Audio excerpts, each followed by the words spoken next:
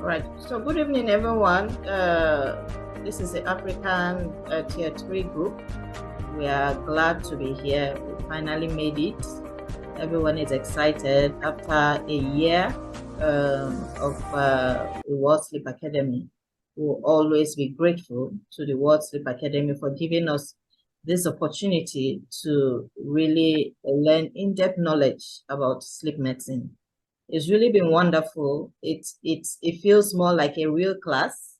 We really have not seen each other in person, but because of the privilege World Sleep has given us, we are really grateful, and we want to together have put together this slides as the African group for Tier 3 group project. It's not going.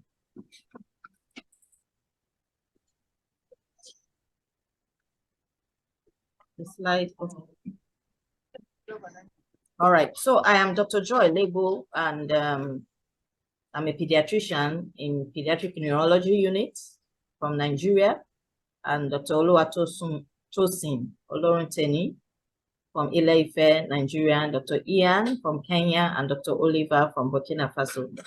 We're all glad to put this video together.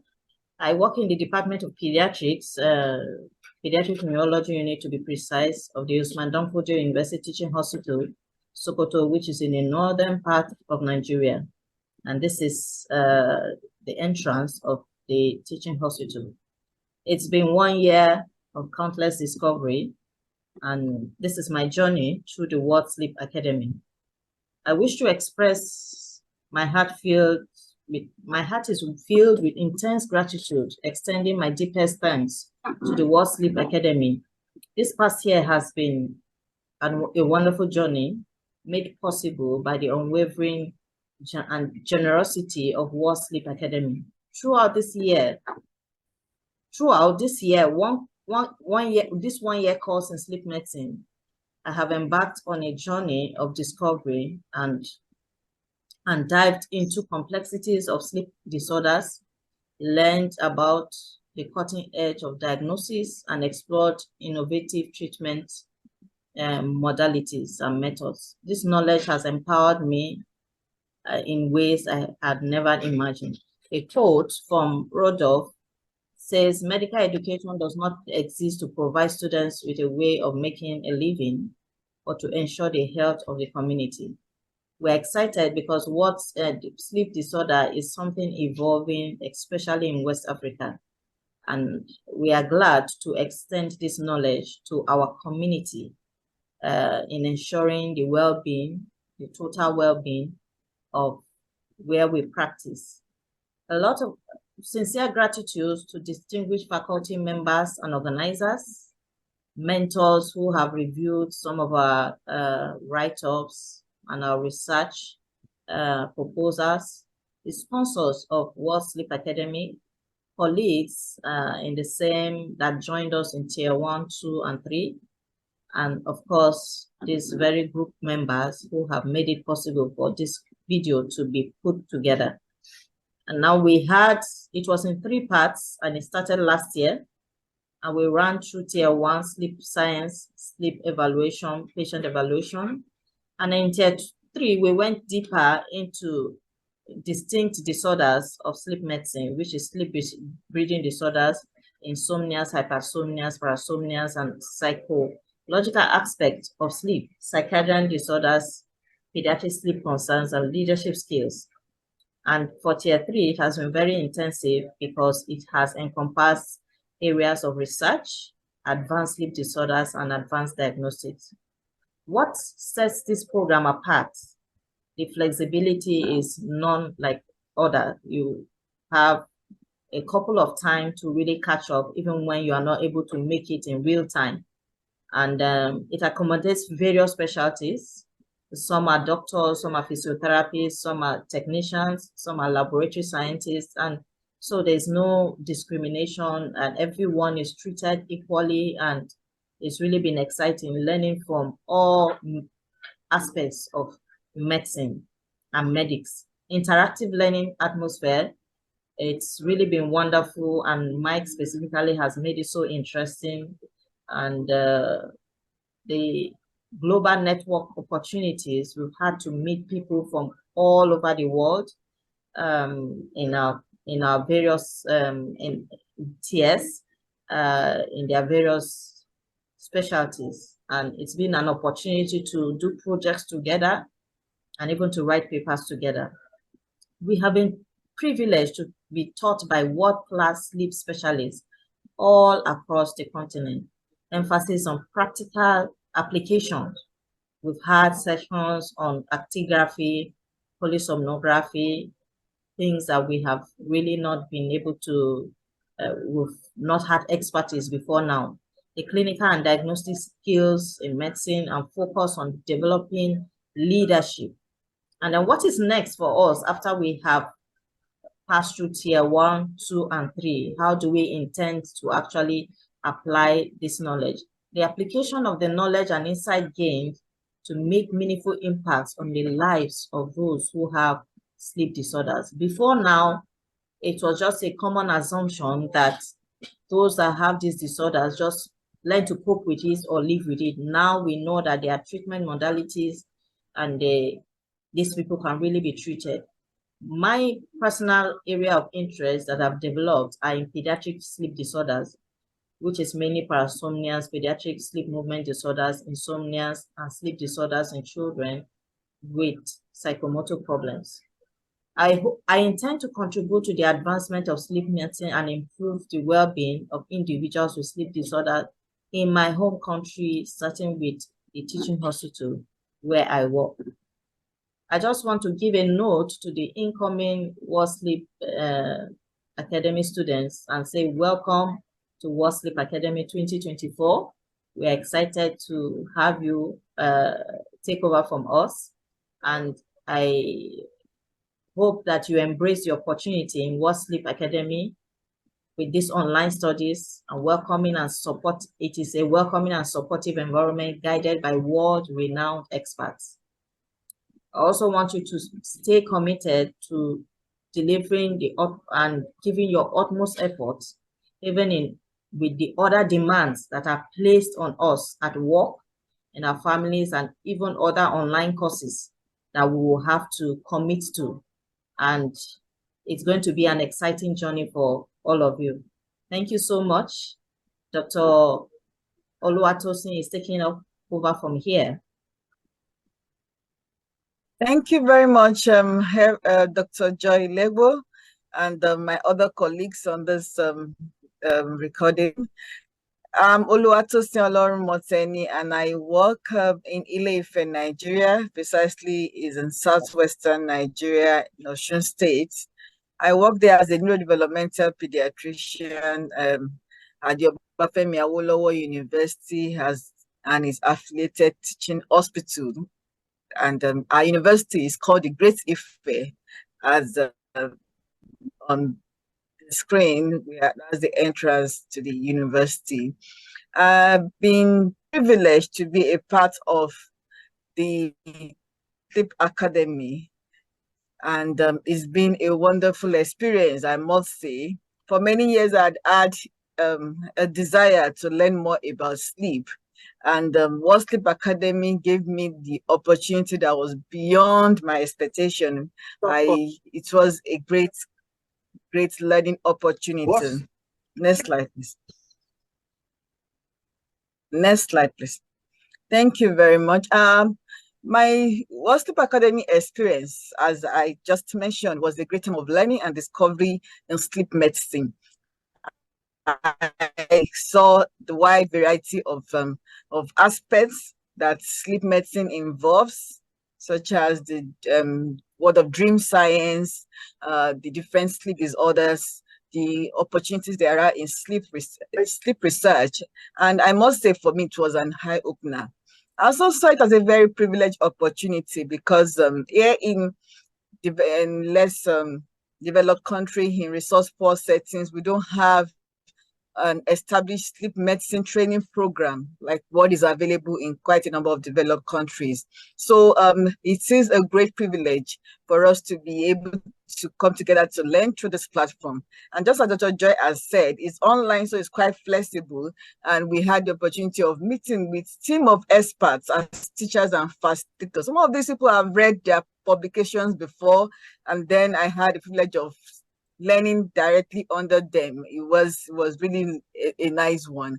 We also had highly supportive coordinators, especially Mike and Dr. Deruso. They welcomed us with open arms, and they were always there to support us. Sometimes we pour out all our concerns, the difficulties we are experiencing in our various settings, and they are always ready to provide helping hand. And I must say that for everyone who is coming into the World Sleep Academy, you're in the right place.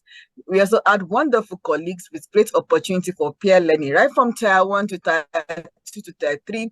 We had wonderful colleagues. We had to do some group works. Discussion forum was a very good place to be.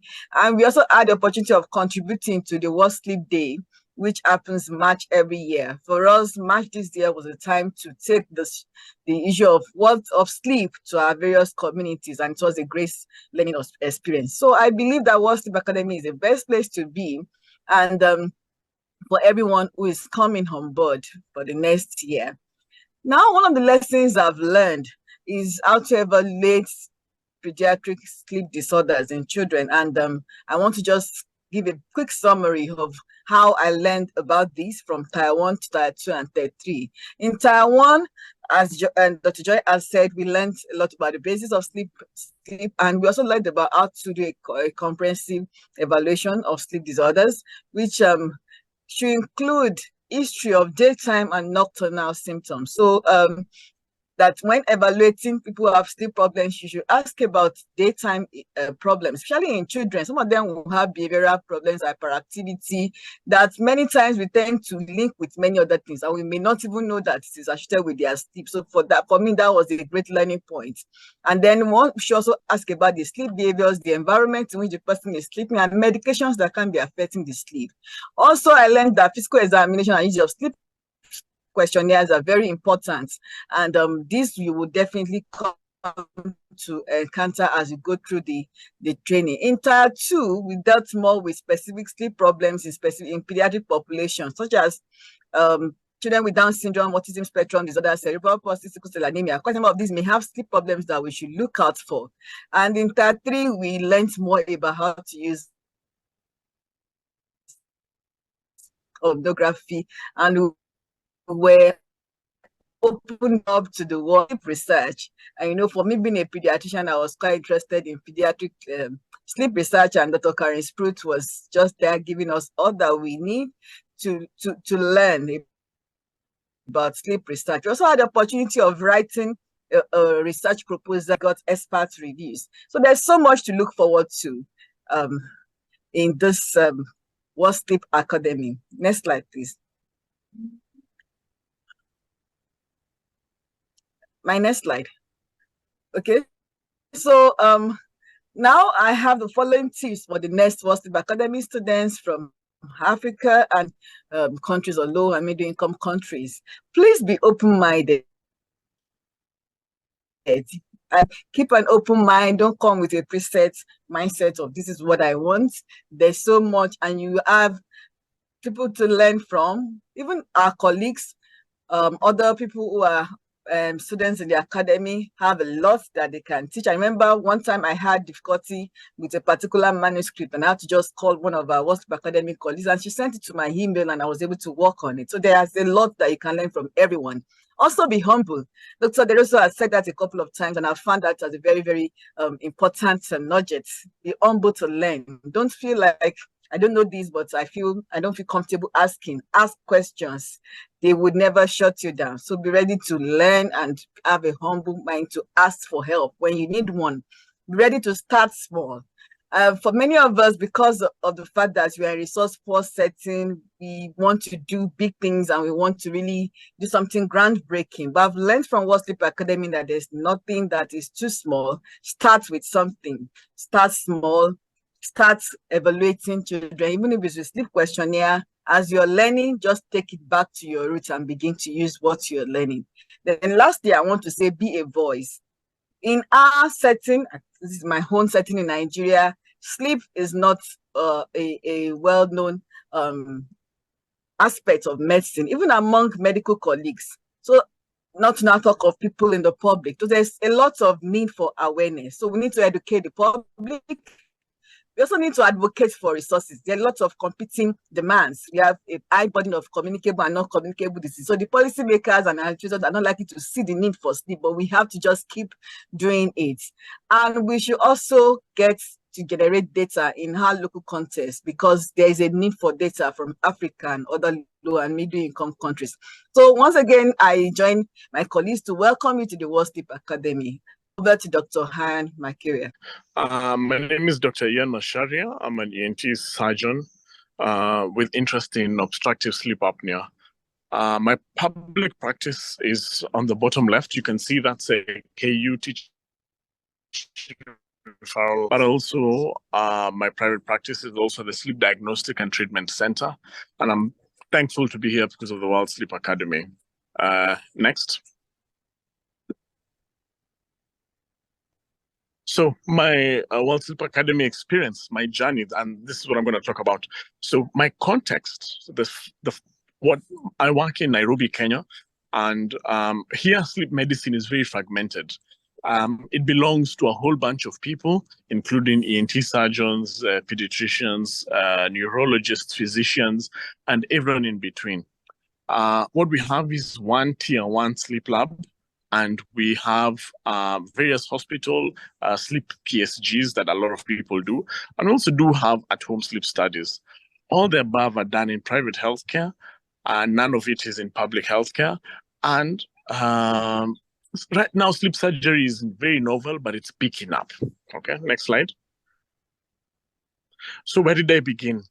As I kept on reviewing these adult obstructive sleep apnea patients, I realized that there was a gap in my knowledge, both on OSA and other sleep disorders that other patients would creep up about. And what the World Sleep Academy did was that it addressed this gap fully, 360 degrees. When you think about the faculty, the peers, the videos, the articles, they were top tier as we went through tier 1, tier 2, and tier 3. Next slide.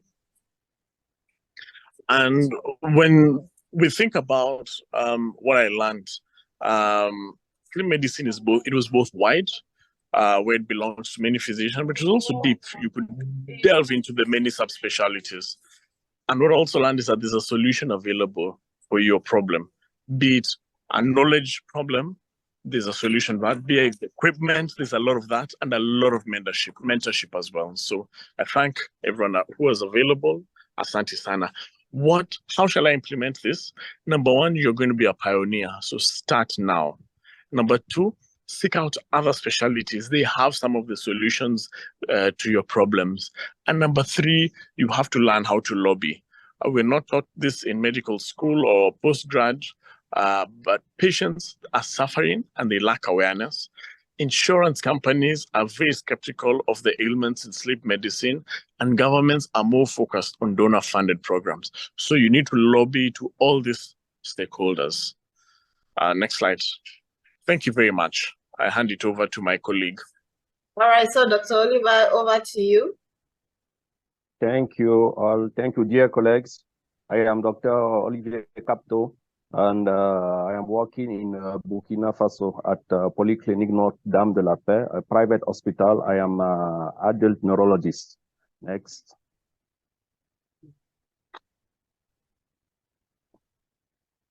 Okay, for my context, so the number of insomnia disorders cases in my practice drew my attention. So the poor care of sleep disorders in my geographic area without sleep society and the sleep labs. So in my area, neurologists, psychiatrists, ENT, and pneumology treat sleep disorder in the different way.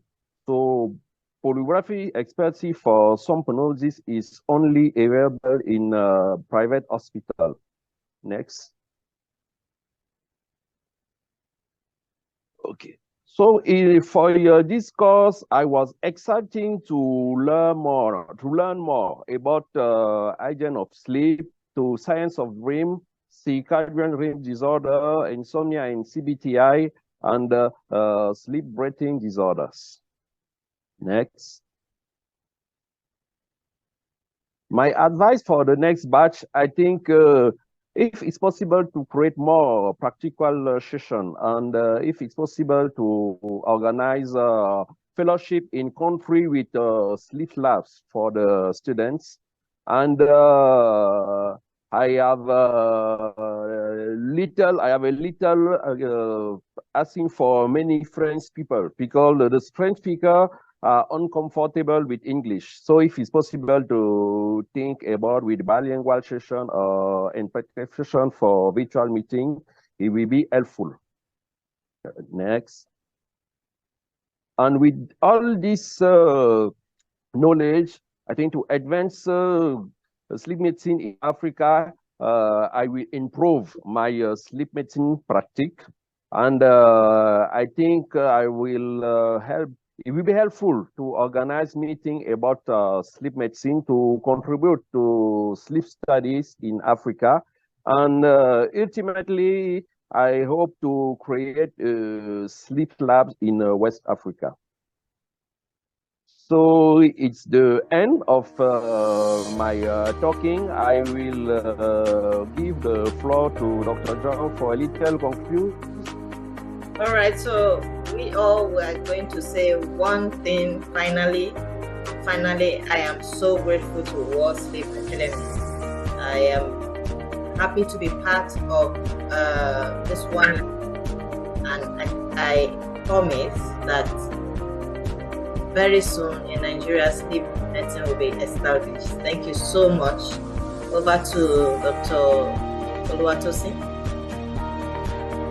Just a word. Thank you so much, World Sleep Academy. Thank you, Mike and Dr. Deroso, and welcome on board the 2024 sets of World Sleep Academy. You are in the right place, and there's so much you're going to learn. For me, I'm a strong advocate for sleep, and I hope that together we make sleep medicine a thriving field in Africa and other low and middle income countries. Thank you and welcome. All right, thank you. Over to Dr. Ian. Yeah, thank you very much to the faculty, to my peers, and also I'd like to thank everybody who's been able to take that step forward. This is a new field, and we have to be the trailblazers. As pioneers for the next class, let's move forward. Let's move sleep forward. Thank you very much. All right. Finally, over to Dr. Oliver. Okay, for my own is just to say thank you for the faculty. Thank you for all the colleagues, and for